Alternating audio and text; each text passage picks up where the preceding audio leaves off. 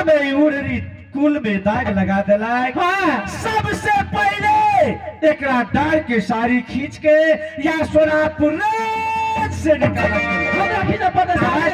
आप बता रहू क्या साली आ गई नीला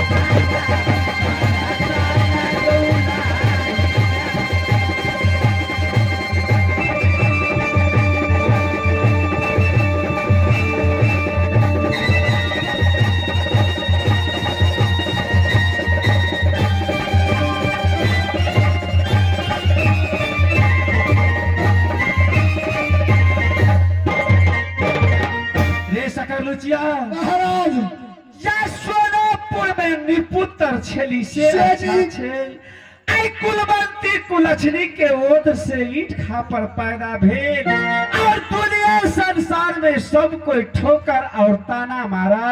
महाराज सबसे पहले 14 कोस के राह सोनापुर में ढोल हो पिटा दे कि रे भाई कुलवंती कुलछनी के सोनापुर से निकाला भर हॉलेज जे कोई एक मुट्ठी दाना खाए के वास्ते दे और एक लोटा पानी पीवे के वास्ते दे और रात बीच जे कोई रह दे तकरा खेल खेल और बाल बच्चा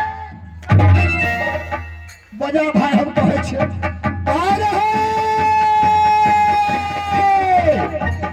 कुलवंती कुलछनी पपियाही के ओदरी से ईट खापर पैदा भेले तैसे सोनापुर के राजसा देश में खाना भरल जे कोई रात बीच रह देभी एक छाक भोजन देभी तकरा खान खींच के भूसा भेज देबो आ बाल बच्चा सरकार।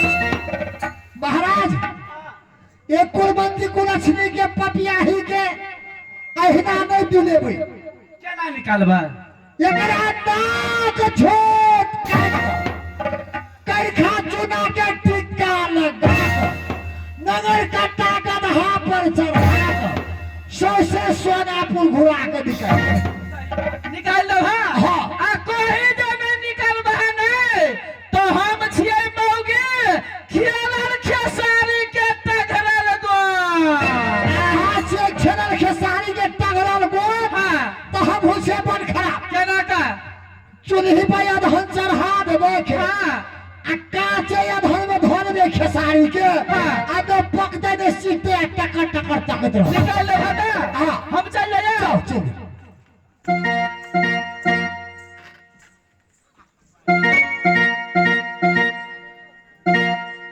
हे महारानी सबके बेटी पुत्र के कोई सा मनुष्य के कोई सा मनुष्य पैदा है आहा ईश्वर परमात्मा गोसैया के घर में कौन एहन गलती के न चलिए से आहा कोई से ईट खा पर के चलते पवन के फोड़ दल के डार के सारी छीन दल के और देश निकाला के ऑर्डर भेट गए। हे महारानी चाहबा के चले करो अपने पति देव दिए हुआ स्वामीनाथ के जाय के बेर में चरण छू लिया और रास्ता धोकर चल जाओ। जे रास्ता जगह जाए वो रास्ता में दुई भजन देते बहुर लौट कर आब। हे महाराज चाहे पति के पहले चरण छू आप